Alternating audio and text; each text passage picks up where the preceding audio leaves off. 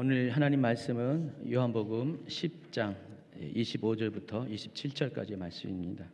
요한복음 10장 25절부터 27절까지 말씀 우리 같이 읽도록 하겠습니다. 예수께서 대답하시되 내가 너희에게 말하였으되 믿지 아니하는도다. 내가 내 아버지의 이름으로 행하는 일들이 나를 증거하는 것이거늘 너희가 내 양이 아니므로 믿지 아니하는도다. 내 양은 내 음성을 들으며 나는 그들을 알며 그들은 나를 따르느니라. 아멘. 여러분 수요일 나오신 분들은 뭐 이렇게 제가 PPT 만든 거 익숙한데 주일에만 오신 분들은 아직은 조금은 덜 익숙하겠죠. 근데 좀 이제는 불편하지 않으시죠? 앞으로 계속 하겠습니다. 오늘 이제 요한복음의 말씀을 잠깐 여러분에게 나누도록 하겠는데 요한복음 말씀은 제가 작년에 이미 전체를 다 한번 이렇게 강의해 드린 내용입니다. 그때는 뭐 이렇게 자세하게 할 수가 없어서 대략적인 이야기를 나누었지만은 주일날 설교를 할 때는 좀 더 구체적인 이야기를 다루게 됩니다. 오늘 요한복음에는 다른 복음서와 차별된 아주 특별한 표현들이 나옵니다. 예수님은 자신이 누구인가에 대해서 스스로 자기의 정체를 밝히십니다. 그래서 나는 누구이다. 헬라어로 에고 에임이라는 단어를 쓰는데 그런 표현들이 요한복음에는 모두 7군데가 등장합니다. 그래서 예수님의 자기선언이라는 제목으로 요한복음 전체에 보면은 첫 번째는 나는 생명의 떡이다. 나는 세상의 빛이다. 나는 양의 문이다. 나는 선한 목자다. 나는 부활이요 생명이다. 나는 길이요 진리요 생명이다. 나는 참 포도나무이다. 자, 이런 7가지의 자기 선언이 나옵니다.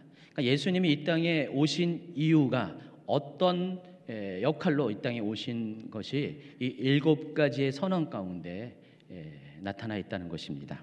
자, 그 중에서 오늘 본문이 속한 요한복음 10장에는 이 중에서 2개의 선언이 등장합니다. 첫 번째가 요한복음 10장 7절 같이 읽어볼까요? 그러므로 예수께서 다시 이르시되 내가 진실로 너희에게 말하노니 나는 양의 문이라. 또 요한복음 10장 11절 나는 선한 목자라. 선한 목자는 양들을 위하여 목숨을 버리거니와.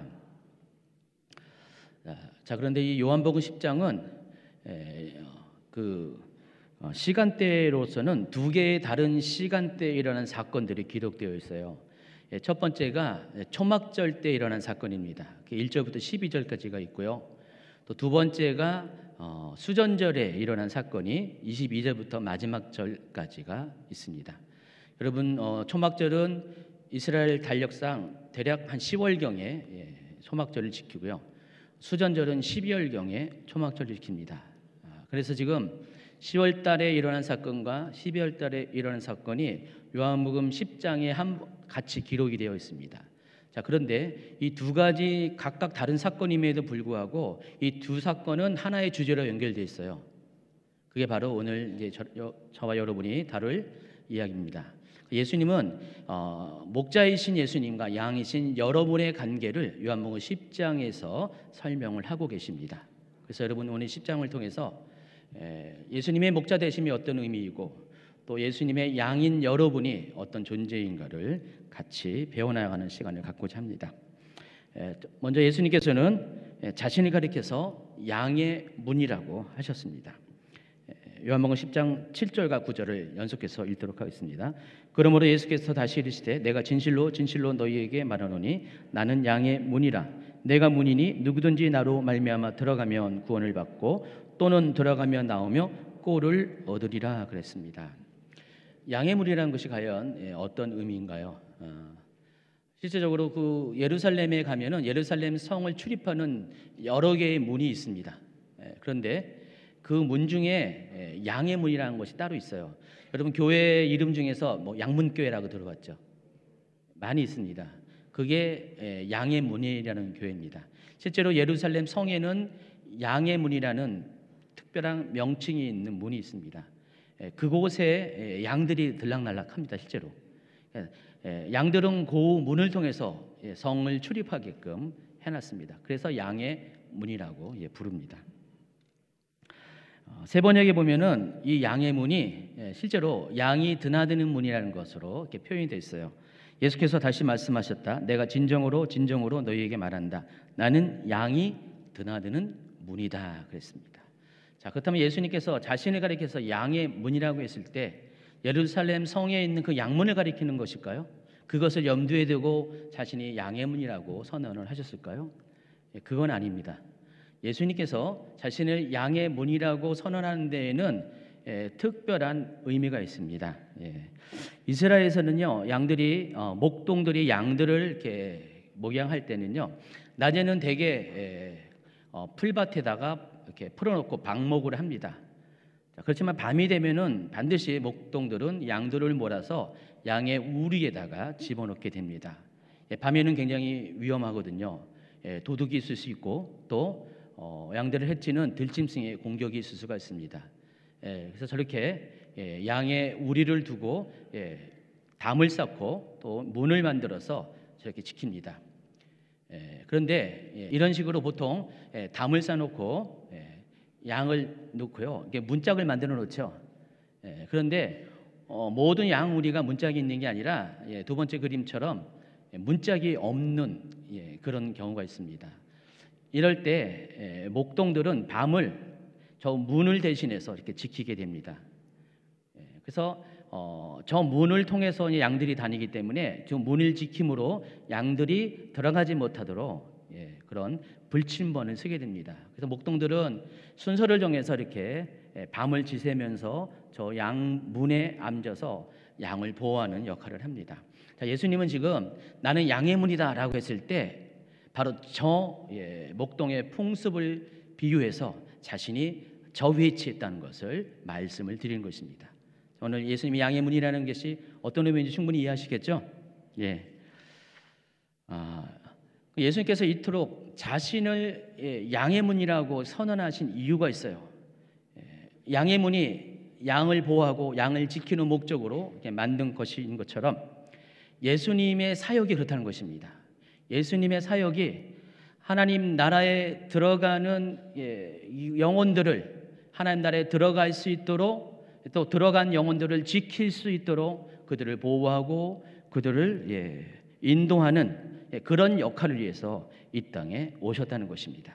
그래서 예수님은 내가 그런 사역을 위해서 이 땅에 오셨다는 것을 나는 양의 문이다라는 선언을 통해서 나타내 보이신 것입니다.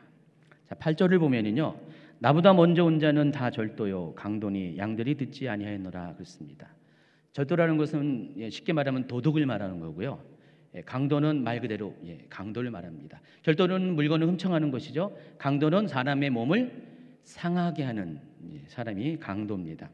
근데 예수님께서는 자신보다 먼저 온 모든 사람들을 가리켜서 절도요 강도라고 했습니다. 물론 모든 사람들이 절도요 강도는 아니겠죠. 그 중에서 절도 역할을 하는 사람이 있고 강도 역할을 하는 사람이 있을 것입니다. 실제로 예수님 당시에 예수님보다 먼저 온 사람들 중에서 절도가 있고 강도가 있었습니다. 사람들의 영혼을 빼앗아가고 또 훼손시키는 그런 사람들이 있었다는 것입니다. 대략 두 종류의 사람으로 여러분에게 소개합니다. 예수님 당시에는요, 자기가 메시아라고 부르면서 자기가 이 민족을 구원한 사람이라고 해서 사람을 미혹한 사람들이 적잖이 있었어요. 실제로 많이 있었습니다. 또 어떤 사람들은 자기도 모르게 거짓 선지자의 역할을 하면서 백성들에게 잘못된 길로 인도하는 사람들이 있었습니다. 그래서 예수님께서 그들이 절도이며 강도 이유에 대해서 1절에서 이렇게 말씀하셨습니다. 내가 진실로 진실로 너희에게 이르노니 문을 통하여 양의 우리에 들어가지 아니하고 다른 데로 넘어가는 자는 절도며 강도요 그랬습니다. 말씀드린 것처럼 예수님이 자기가 양의 문이라고 선언을 하셨죠. 그렇죠? 양들이 드나드는 문이라고 했습니다. 그렇기 때문에 예수님을 통하지 않고 하나님 나라에 들어가게끔 하는 모든 사람들이 강도요 절도에 해당한다는 것입니다. 이해하시겠죠?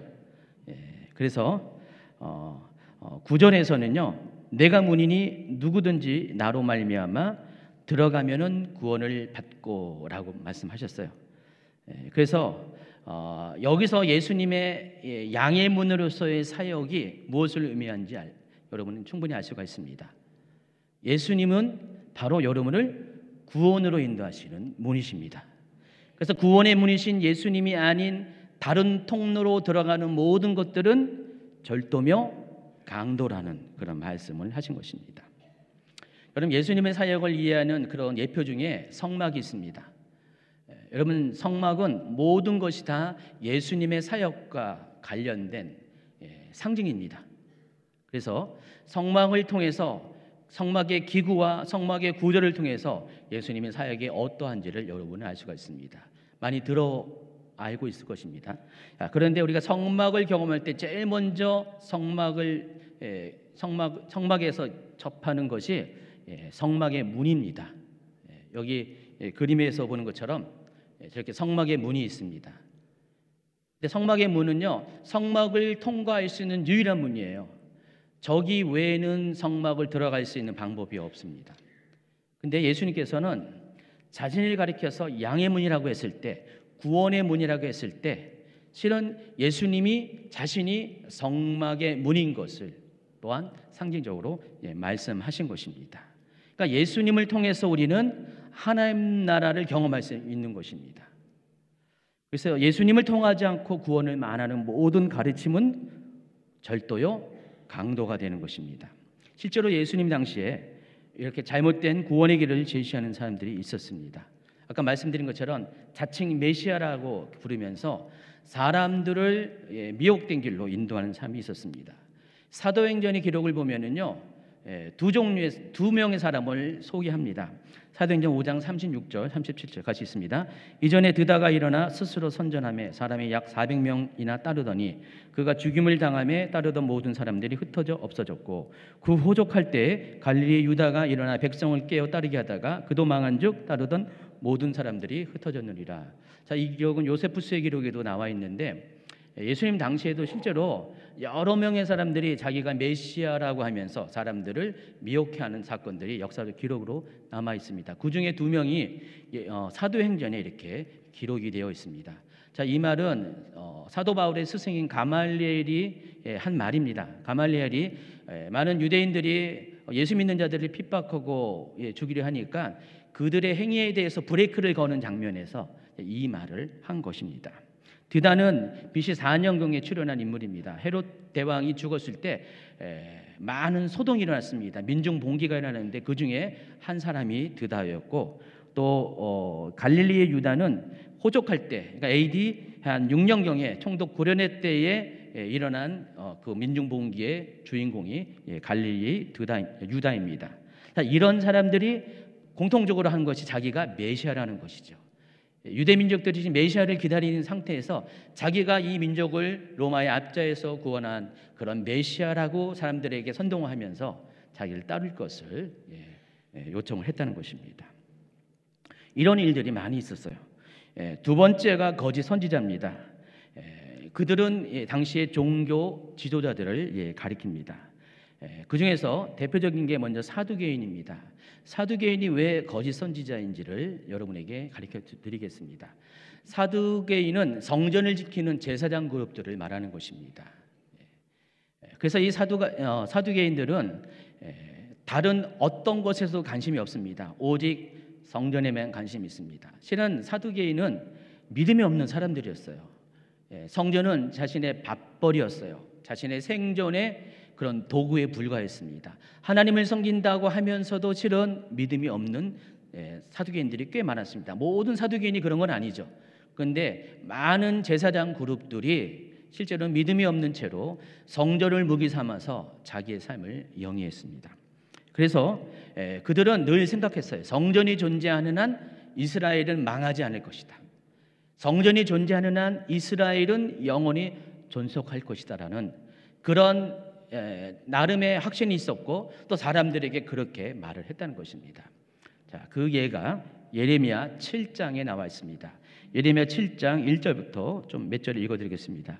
여호와께서 예레미야에게 말씀이 임하니라. 이르시되 너는 여호와의 집 문에 서서 이 말을 선포하여 이르기를 여호와께 예배하러 이 문으로 들어가는 유다 사람들아 여호와의 말씀을 들으라. 여기서 이 문은 성전문을 말합니다. 만군의 여호와 이스라엘 하나님께서 이와 같이 말씀하시되 너희의 길과 행위를 바르게 하라. 그리하면 내가 너희로 이곳에 살게 하리라. 너희는 이것이 여호와의 성전이라 여호와의 성전이라 여호와의 성전이라 하는 거짓말을 믿지 말라. 보라, 너희가 무익한 거짓말을 의존하는도다. 너희가 도둑질하며 살인하며 간음하며 거짓 맹세하며 바알에게 분향하며 너희가 알지 못하는 다른 신들을 따르면서 내 이름으로 일컬음을 받는 이 집에 들어와서 내 앞에 서서 말하기를 우리가 구원을 얻었나이다 하느냐. 이는 이 모든 가증한 일을 행하려 함이로다 그랬습니다. 당시 사람들의 신앙의 모습, 현실을 이야기합니다. 실은 그들의 삶은 하나님의 성전으로서 성전을 출입하는 사람으로서의 거룩한 삶을 살지 않았습니다. 그들의 삶의 모든 행위는 가증한 일을 했습니다. 우상을 숭배하고요. 또 하나님 보시기에도 그렇지만 사람 보기에도 부도덕한 일들을 많이 했습니다. 근데 그럼에도 불구하고 이 성전이 있는 한, 예루살렘의 성전이 있는 한 결코 우리는 망하지 않을 것이다라고 확신했고 또 그렇게 가르쳤다는 것입니다. 제사장 그룹들이 그렇게 했다는 것입니다. 그런데 하나님은 이것이 거짓말이라는 것입니다. 가증한 거짓말이라고 말씀을 하신 것입니다. 두 번째가 바리새인입니다. 바리새인들이 강조하는 것은 당연히 율법이죠. 그래서 바리새인들에게서 율법은 구원을 보장하는 것입니다. 그러니까 율법을 통해서 율법을 지켜야지만 구원을 이룬다는 가르침을 통해서 사람들에게는 하나님의 관계보다는 하나님 그분보다도 율법을 집중하게 합니다. 또 행위를 집중하게 하는 그런 가르침을 전했습니다. 그런 바리새인들에 대해서 예수님께서 마태복음 23장 13절에 이렇게 말씀하십니다. 화 있을진저 외식하는 서기관들과 바리새인들이여 너희는 천국 문을 사람들 앞에서 닫고 너희도 들어가지 않고 들어가려 하는 자도 들어가지 못하게 하는도다. 그들은 의도하지 않았지만은 그러나 그들의 행위가 어떻게 해요? 자기 스스로도 천국에 들어가지 못하게 하고 들어가려고 하는 사람들도 들어가지 못하게 하는 천국 문을 닫아놓는 행위라고 예수님께서 그들을 이렇게 지적을 하십니다. 결국 성전도 율법도 사람들을 구원에 이르게 하지 못한다는 것을 우리가 이 말씀들을 통해서 알 수가 있습니다. 오직 구원에 이르게 하는 것은 양의 문이신 구원의 문이신 예수 그리스도밖에 없습니다. 그런 측면에서 예수 그리스도를 통하지 않고 담을 넘는 모든 것들은 사람의 영혼을 절도하고 강도하는 그런 잘못된 가르침, 거짓 선지자의 가르침이라는 것입니다. 예수님께서는 마태복음 7장 15절에서 그런 거짓 선지자를 주의할 것을 명령하십니다. 거짓 선지자들을 삼가라. 양의 옷을 입고 너희에게 나오나 속에는 노략질하는 일이라. 자, 예수님께서 자신을 양의 문이라고 선언하는 이유가 무엇인지 분명히 여러분 이해하실 것입니다. 자, 그런데 오늘날도 과거와 마찬가지로 잘못된 가르침으로 성도들의 영혼을 노략질하는 그런 존재들이 있습니다. 첫 번째는 명백한 이단입니다. 누가 봐도 저거는 이단이야 라고 하는 명백한 이단입니다. 마치 자칭 메시아처럼 드러나는 그런 이단들이 있습니다. 어떤 사람들은요 자신이 예수님이라 그래요. 하도 많이 그래가지고 이제는 기가 차서 더 이상 말도 안 나옵니다. 어떤 사람들은 보혜사 성령이래요. 최근에 감옥에 갔습니다. 심지어 자기가 하나님이라고 하고요. 또 여자 하나님을 또 얘기하는 그런 집단도 있습니다. 다 어떤 종교 어떤 이단을 말하는지 아시죠?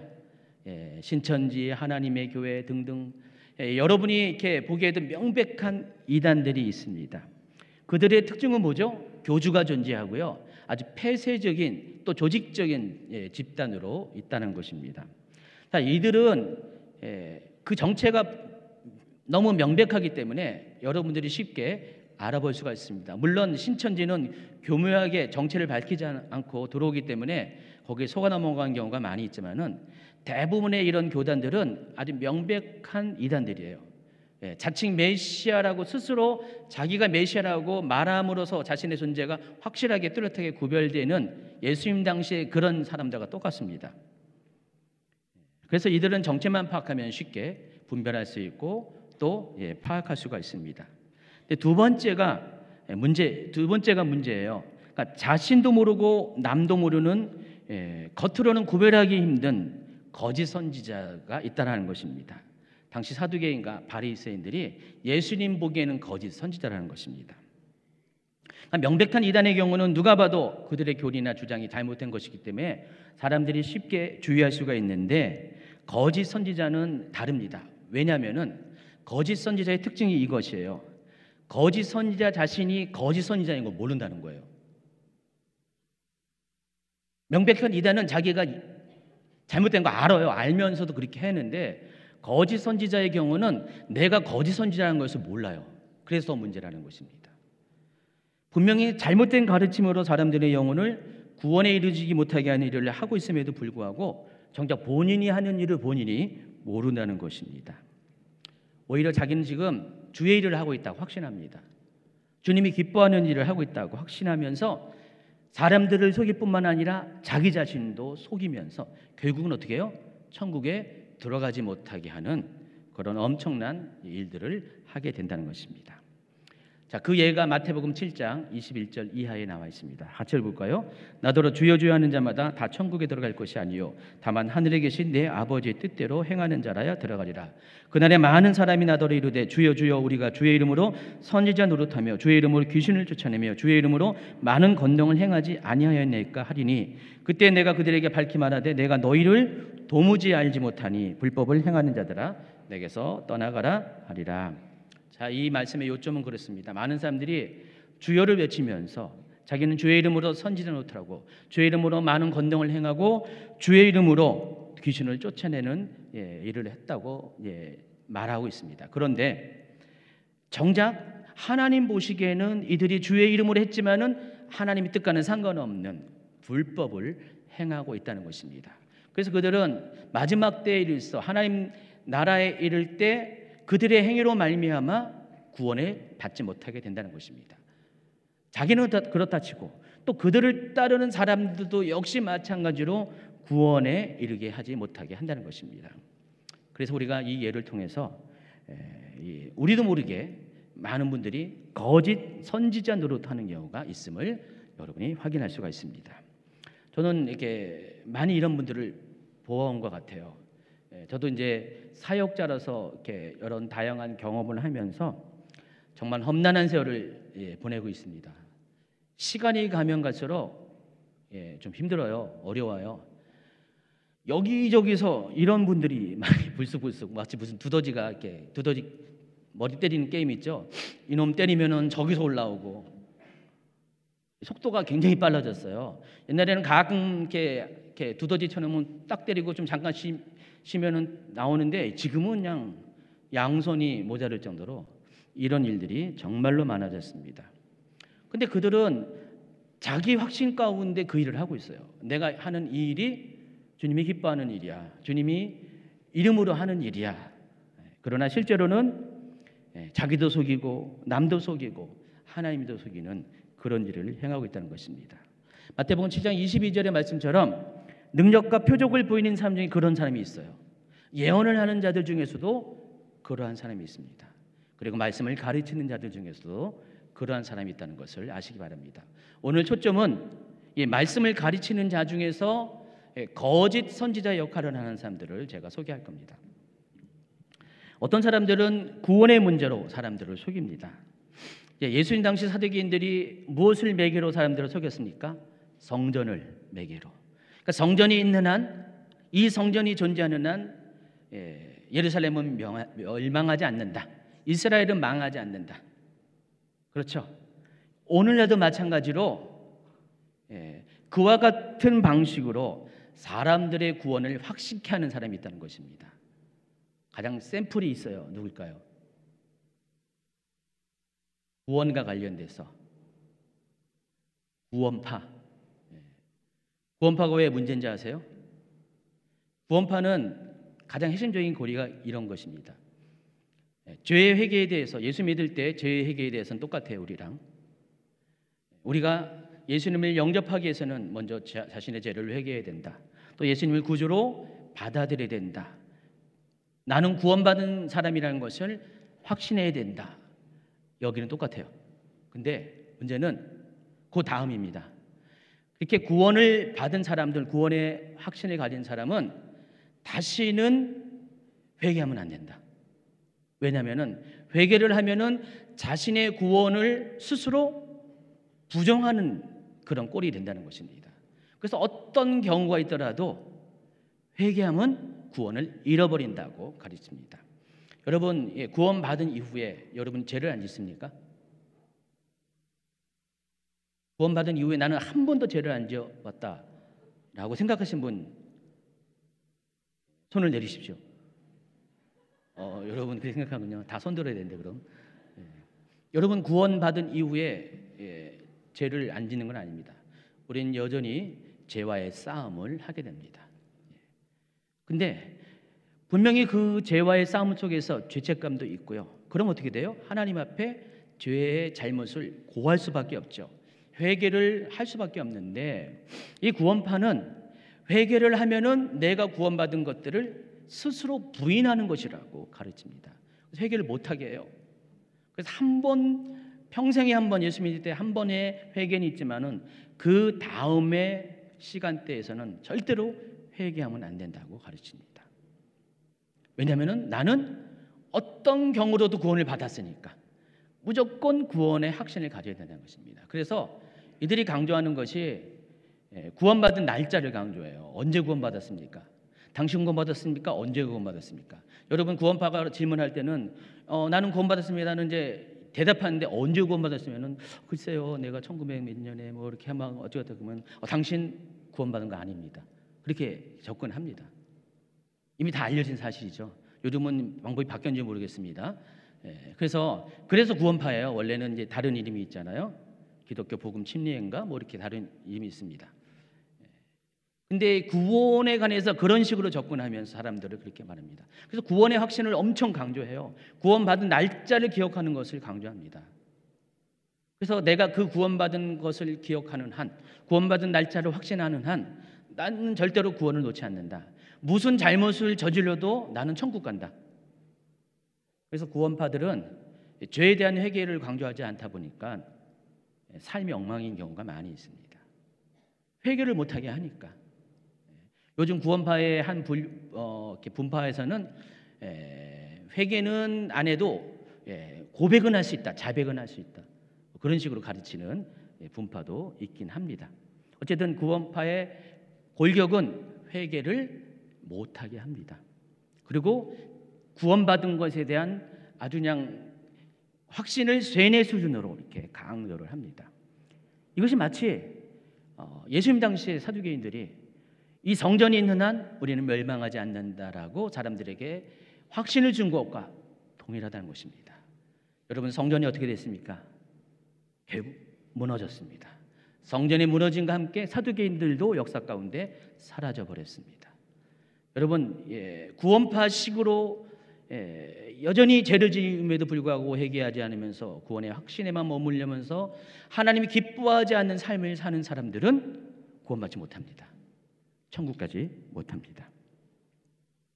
자, 이런 잘못된 가르침이 존재하다는 것입니다. 여러분, 믿음은 신념이 아닙니다. 믿음은 삶의 고백입니다. 구원받은 사람에게는 증거가 나타냅니다. 하나님의 자녀로서 거룩함과 온전함이 나타나야 되고 또 성령의 열매들이 맺어져야 됩니다.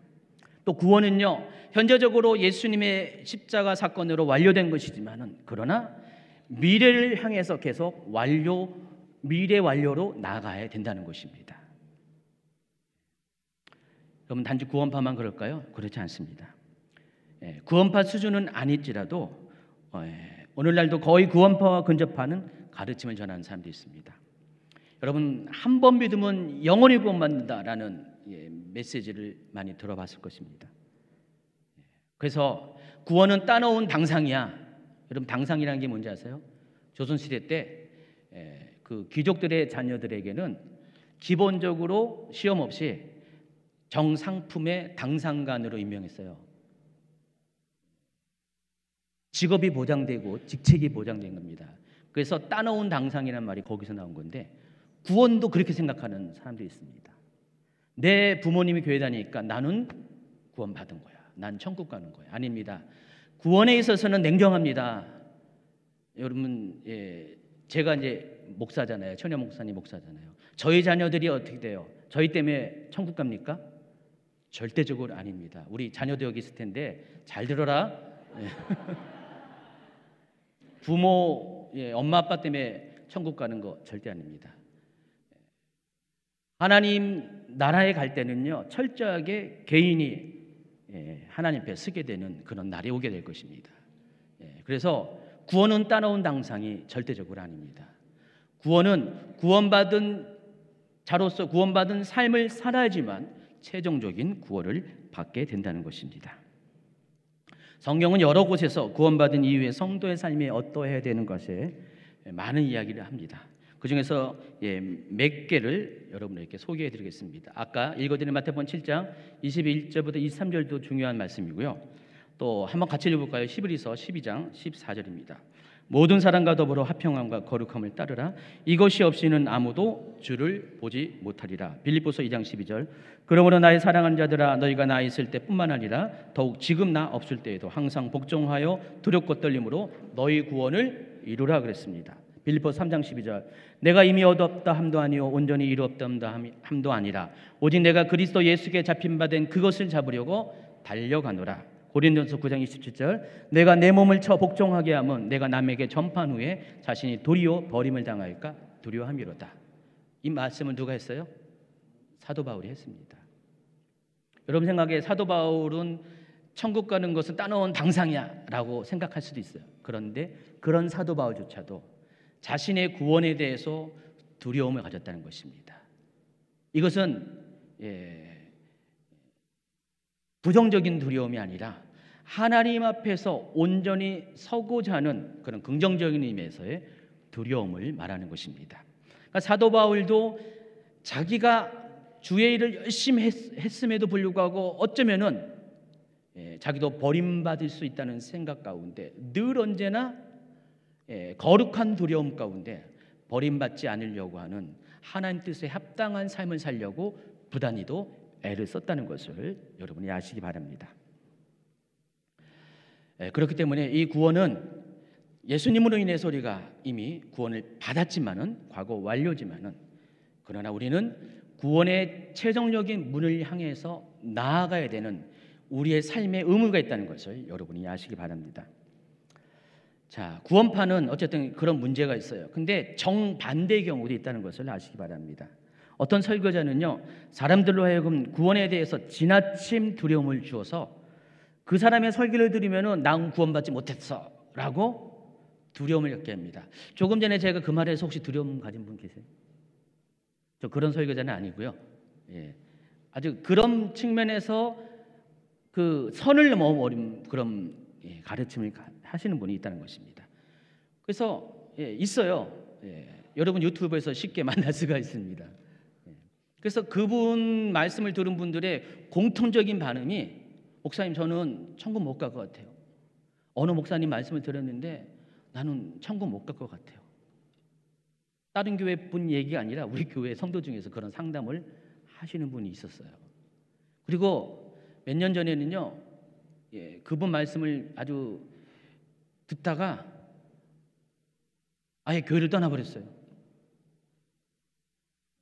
그런 적도 있었습니다. 그래서 어느 교회도 못 가고 그냥 집에서 하나님을 예배한다고 하면서 그렇게 사시는 분도 있습니다. 실제적으로. 또 어떤 경우는 이런 분이 있습니다. 구원받기 위해서는요, 철저히 금욕적인 삶을 살아야 된다는 것입니다. 그래서 가정생활에 대해서 포기를 많이 강조해요. 오직 종말론과 또 연관돼 가지고 하나님 성전에 있어야 되고 예배에만 집중해야 되고요. 심지어는요, 부부도 정상적인 부부 삶을 살지 못하게 합니다. 다 거룩을 해치는 행위라고 했어요. 직장도 못다니 얘기하고요. 그냥 오로지 교회와 예배에만 집중하게 하는 그런 지나친 가르침도 있다는 것입니다. 자, 이런 가르침이 뭐가 문제냐? 행위를 강조하고 삶의 그런 거룩을 강조하는 건 좋은데 하나님의 은혜는 약화시키는 잘못된 가르침들을 하고 있다는 것입니다.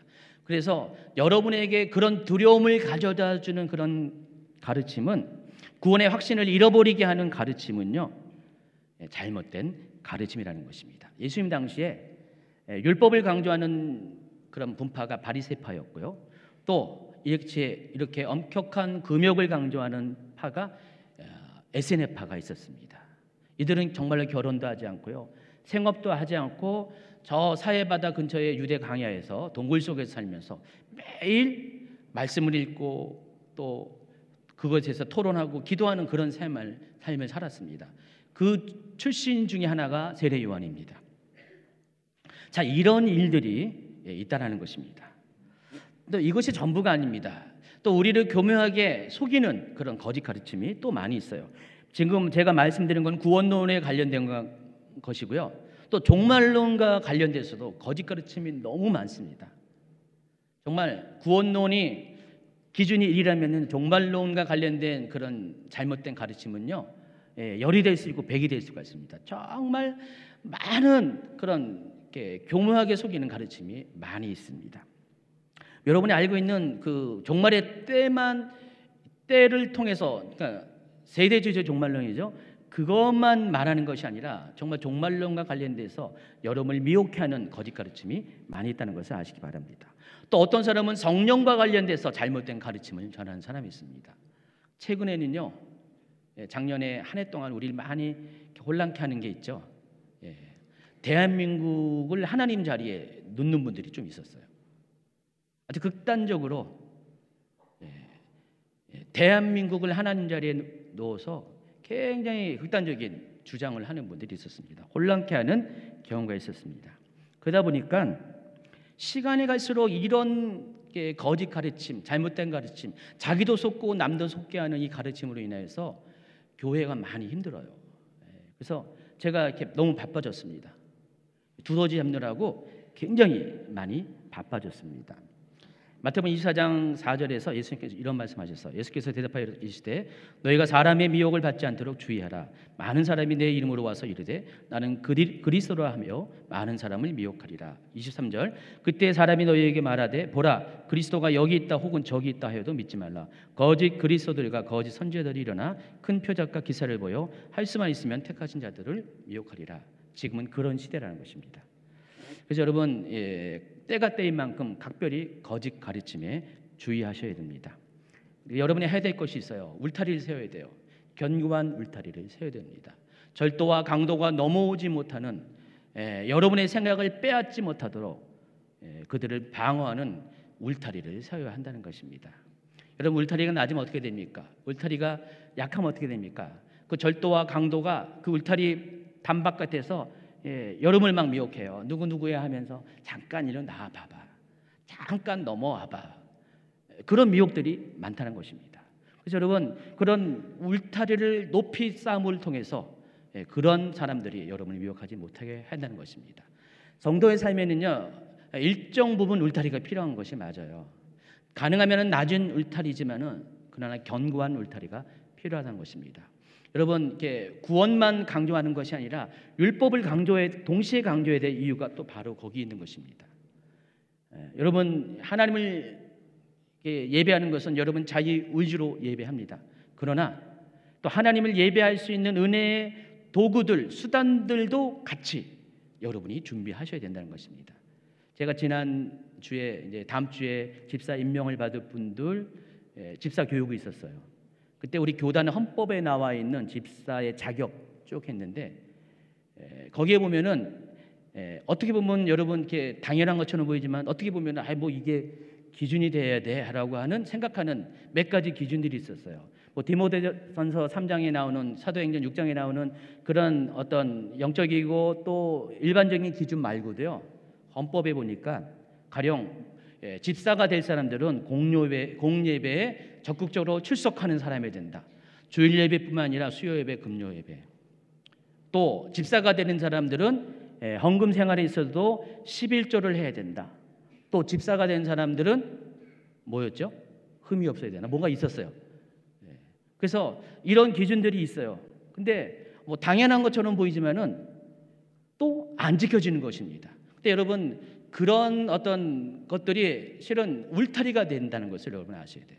그러니까 율법이 여러분을 다른 데로 이렇게 흩어지지 않게 하는 울타리 역할을 하고 있음을 여러분 기억하기 바랍니다.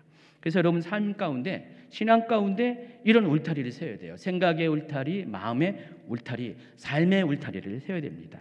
그래서 여러분 제가 권면했는데 너무 지나치게 여기저기 말씀을 수집하는 행위를 멈추시기 바랍니다.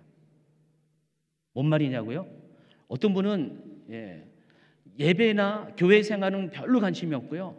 매일 어느 말씀이 좋을까 이 유튜브 들어보고 이 여기 들어보고 막 그런 분들이 많이 있습니다. 여러분한테는 해당 안 되겠죠. 근데 그런 분이 있을 수가 있어요. 근데요, 여러분 유튜브가 긍정적인 면도 있지만 부정적인 면도 있다는 건 사실이 바랍니다. 검증이 안 되는 그런 마치 풀밭에 독초가 있는데 그 독초를 모르고 그냥 집어먹는 그런 불행한 일이 생길 수가 있습니다. 아까 얘기했던 바로 구원론에 있어서 말씀하신 그 경우가 그런 것이에요. 오늘날 유튜브를 보고 사람이 바뀌는 거예요. 제가 일주일 전에 알던 그분이 아니야.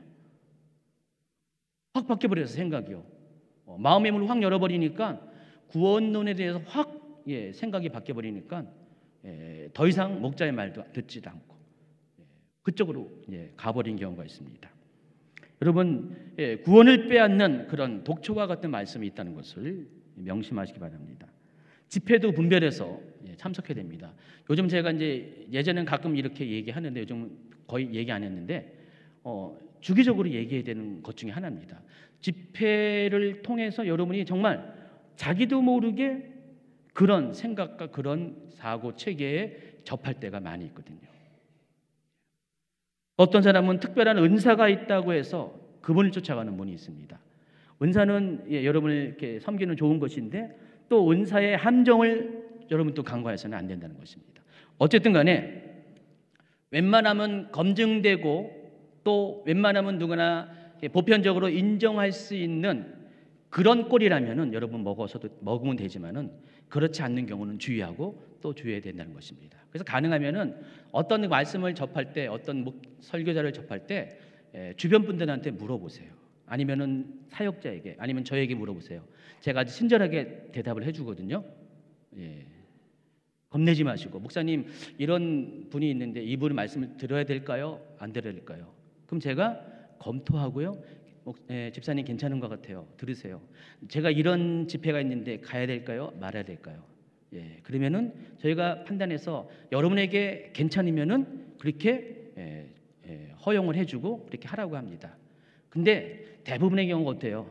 목사님한테 말하면 못 가게 할 거야. 못 듣게 할 거야. 그런 선입관이 있다 보니까 모르게 해요. 모르게 해요. 근데 모르게 하다가는 여러분도 모르게 잘못된 경우가 있습니다. 또 중요한 것은 그렇게 하다가 그리스도의 몸의 연합체인 교회가 흔들릴 경우가 종종 있다는 것입니다. 다른 교회에 이런 케이스가 굉장히 많이 있습니다. 그래서 여러분 이 부분에 대해서 또 주의하고 주의하는 것입니다. 예수께서 자신을 관해서 양의 문이라고 이렇게 선언하는 이유가 있습니다. 예수님은 사람들을 구원의 문에 들어가게 하는 역할 동시에 사람들로 하여금 절도와 강도로부터 그들의 영혼을 빼앗기지 않도록 그들을 보호하는 역할을 하시기 위해서 이 땅에 오셨다는 것입니다. 여러분이 해야 될 것은 뭐냐? 예수님에게 집중하세요. 예수님이 어떻게 말씀하시는지, 예수님이 어떻게 여러분을 사랑하시는지, 또 예수님과의 친밀감을 추구하시길 바랍니다. 두 번째가 선한 목자입니다. 요한복음 10장에서 예수님은 자신을 가리켜서 나는 선한 목자라고 했습니다. 나는 선한 목자라. 선한 목자는 양들 위하여 목숨을 버리거니와 삭구는 목자가 아니요 양도 제 양이 아니라 이리가 오는 것을 보면 양을 버리고 달아나나니 이리가 양을 물어가고 또 해치느니라. 달아나는 것은 그가 삭구인 까닭에 양을 돌보지 아니함이나 나는 선한 목자라. 나는 내 양을 알고 양도 나를 아는 것이 아버지께서 나를 아시고 내가 아버지를 아는 것 같으니 나는 양을 위하여 목숨을 버리노라. 자, 여기서 예수님께서는 선한 목자를 판단하는 두 가지 기준을 제시합니다. 그런데 그 모든 기준이 삭군 목자와의 비교를 통해서 나온 기준이 됩니다. 한번 같이 읽어볼까요? 첫째, 선한 목자는 양들을 위해서 자신의 목숨을 버리는 사람입니다. 그렇지만 삭군 목자는 위험한 상황이면 양을 버리고 달아나는 사람입니다. 둘째, 선한 목자는 자기 양을 잘 아는 사람입니다. 그래서 양들은 목자의 음성을 알아듣고 목자의 인도함을 따릅니다. 그렇지만 삭군 목자는 양들이 음성을 알지 못함으로 따르지 않고 오히려 도망을 하게 됩니다. 자, 선한 목자와 삭군 목자를 구분하는 기준입니다. 자, 첫 번째, 선한 목자는 양들을 위해서 자신의 목숨을 버리는 사람이라고 했습니다. 이스라엘에서는요, 양들을 목축하는데 대략적으로 300마리의 양을 기준으로 해서 목자 스스로 혼자서 양을 목축하는 수가 있고 또 다른 사람에게 위임하는 그런 것을 결정할 때가 있습니다. 우리 교회도 그렇잖아요. 한 몇백 명 기준으로 한 목회자가 그 이상은 혼자서 그 성도들을 목회할 수 없다는 어떤 기준들이 있습니다. 그래서 이와 마찬가지로 이스라엘에서 목동들이 양을 치르는 양을 돌보는 기준이 300마리예요. 그러니까 300마리가 넘으면은 절대로 혼자 못합니다. 그래서 일꾼을 고용할 수밖에 없어요. 근데 문제는 일꾼은 양의 주인과는 똑같은 마음을 가질 수가 없어요. 주인은 그 양이 나에게 속한 양이기 때문에 마치 자식과 같은 애정을 가지고 양을 돌봅니다. 그러나 일꾼들, 다시 말해서 삭을 받고 일하는 삭군은 어떻게 돼요? 그 양이 내 양이 아니에요. 관심은 오로지 뭐죠? 월급에 관심이 있는 거죠. 그 대가에 관심이 있는 것이지 그 양에 대한 관심이 없습니다. 그래서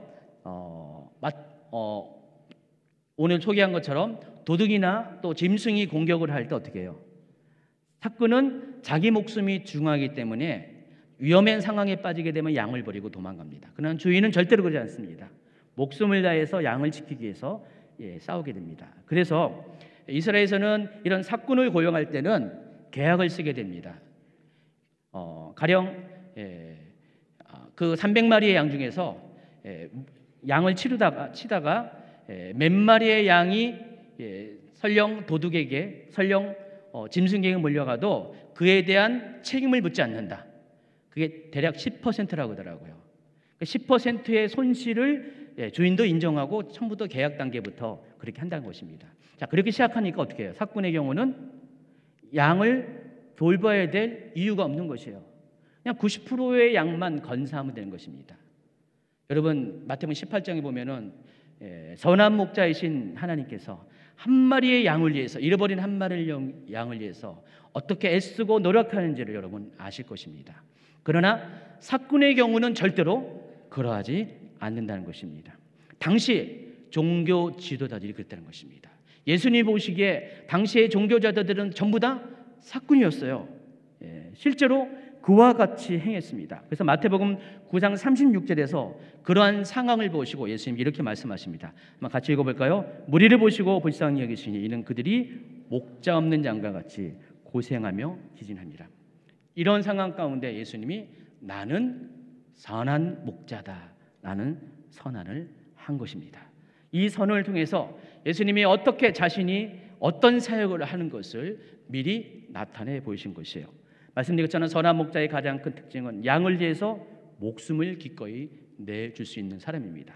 자, 예수님도 선한 목자로서 자신의 목숨을 내어주셨습니다. 양들의 영혼의 구원을 위해서 십자가에서 자기의 목숨을 기꺼이 내어주었다는 것입니다. 자, 두 번째 선한 목자와 삭군 목자를 구별하는 기준은 목자와 양의 친밀한 관계입니다. 오늘 이걸 하고 이제 마칠 것입니다. 그래서 선한 목자는 자기 양에 대해서 잘 아는 사람이 선한 목자입니다. 삭군 목자는 양들에 대해서 그다지 관심이 없습니다. 근데 선한 목자는 자기 양이 어떤 상태인지를 잘 압니다. 예전에 제가 다큐멘터리를 봤는데 저 시베리아에 있는 술록을 키우는 사람들의 이야기입니다.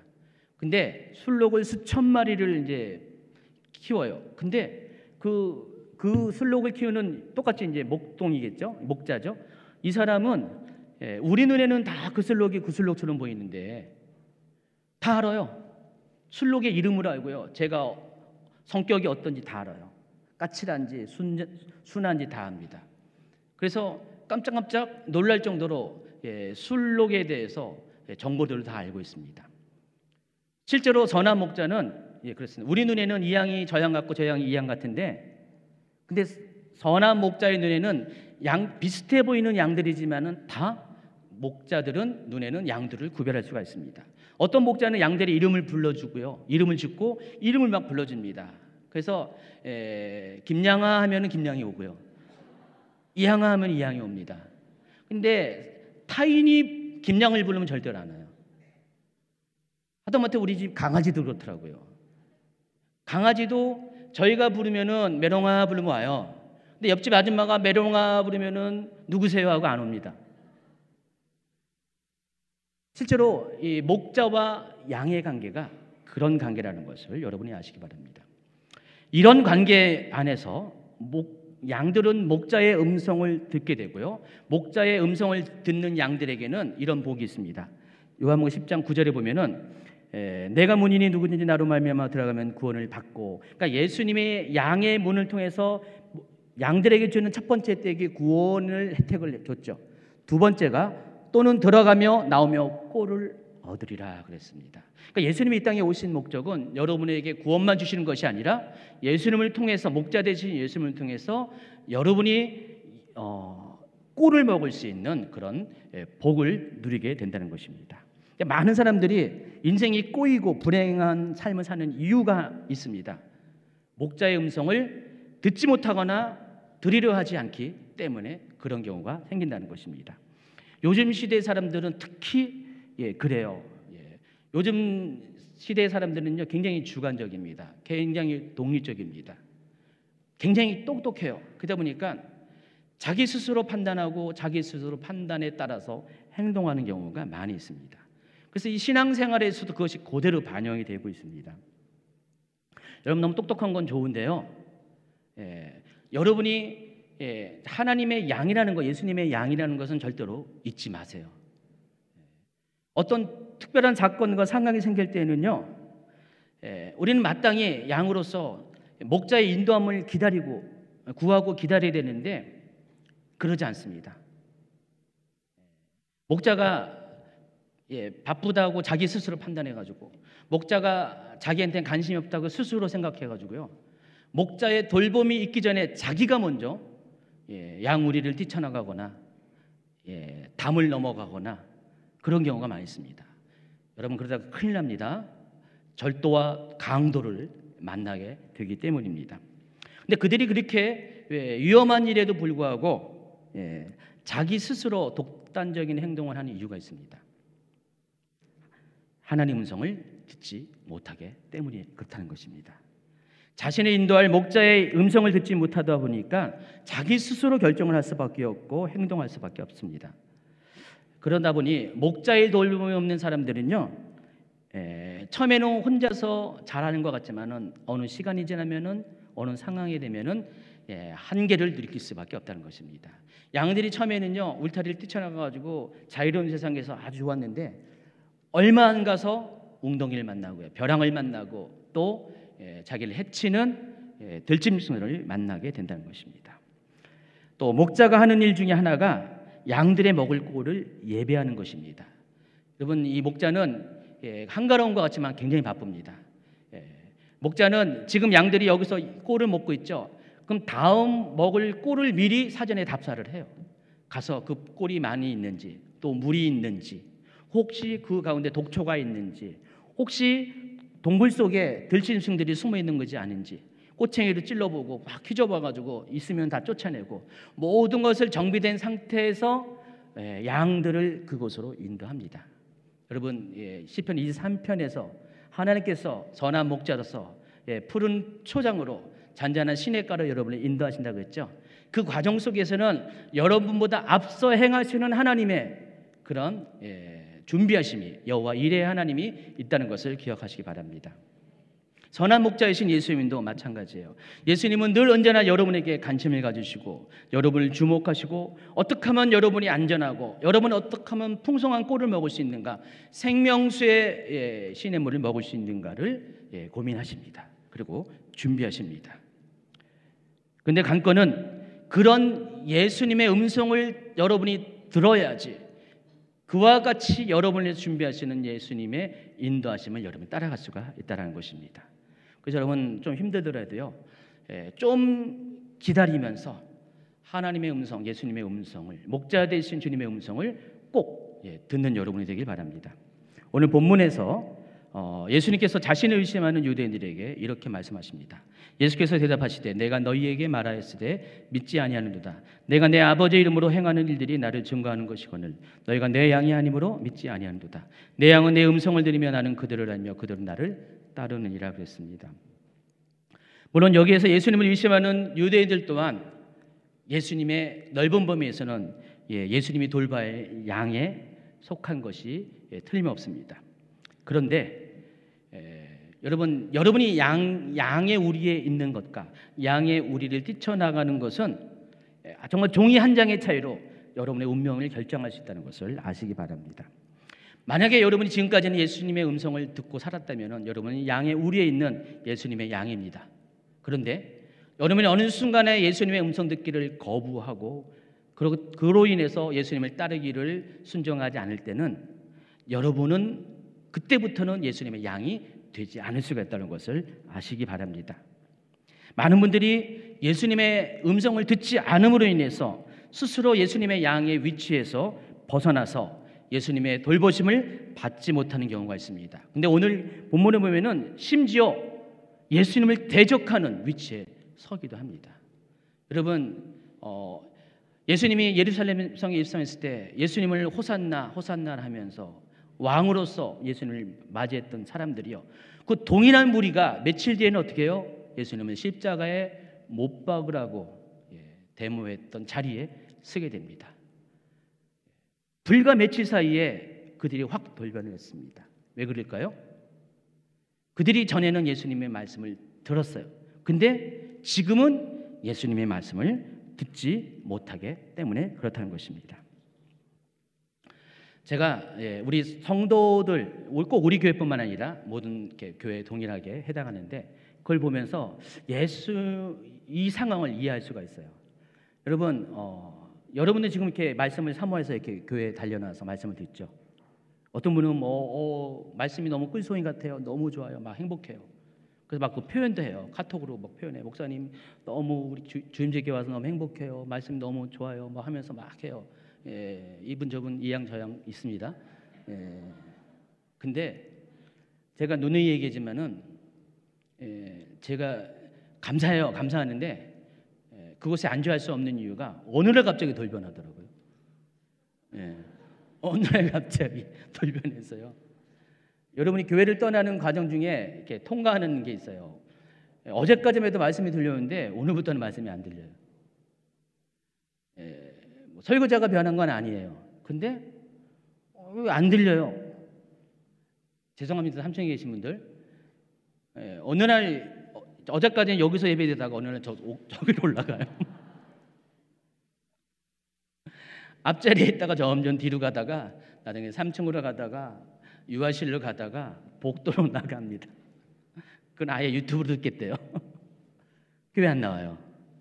그런 경우를 가끔 봅니다. 왜 그럴까요? 예전에도 예수님의 음성을 안 들으려고 하는 것처럼 무리들이 오늘날 똑같습니다. 점점 들려지지 않고 들으려 하지 않습니다. 그러다 보면은 어떻게 해요? 안 듣다 보면은 관계가 떨어져요. 그래서 목사님 말씀이 갑자기 자기를 상처 주는 말 막 그렇게 막 들려요. 계속해서 무슨 원망과 그 말을 들으면 원망과 불평이 막 이렇게 샘솟듯 일어나고요. 전에는 은혜가 막 이렇게 올라다가 막 그렇게 변하게 됩니다. 이미 예수님도 겪어낸 것이죠. 뭐 저만 그런 게 아니라 모든 목회자들이 다 그런 것들을 아마 겪을 것입니다. 자, 이만큼 종이 한 장 차이라는 것을 여러분이 아시기 바랍니다. 그러니까 여러분이 해야 될 것이 있어요. 구원에 있어서도 여러분이 해야 될 역할이 있는 것처럼 여러분이 구원을 놓지 않기 위해서는 여러분이 해야 될 것이 있습니다. 계속해서 여러분은 하나님과의 친밀감을 위해서 대가를 치러야 된다는 것입니다. 계속해서 하나님의 음성, 목자의 음성을 들으려고 여러분은 애써야 됩니다. 그 음성을 듣고자 하는 것을 방해하는 모든 불순물들을 제거해야 한다는 것입니다. 여러분이 아까 제가 거짓 가르침 얘기했잖아요. 거짓 가르침을 분별할 수 있는 확실한 기준이 있습니다. 주님과의 친밀감을 방해하는 것들은 다 거짓 가르침입니다. 그리스도의 몸의 연합인 교회의 하나됨을 방해하는 것도 거짓 가르침입니다. 그것이 아무리 좋아 보일지라도, 아직 아무리 맛있어 보이는 꼴일지라도, 눈에 보기에 대단한 것을 보일지라도 하나님과의 친밀감을 방해하고 여러분을 점점 멀어지게 하는, 마음을 멀어지게 하는 모든 것들은 거짓 가르침입니다. 제가 이 얘기를 왜 할까요? 오늘날 많은 성도들이 이 거짓 가르침에 노출되어 있기 때문에 그렇습니다. 하나님도 일하시지만요, 마귀도 더 열심히 일합니다. 마귀가 지금 자기 때가 가까운 걸 알거든요.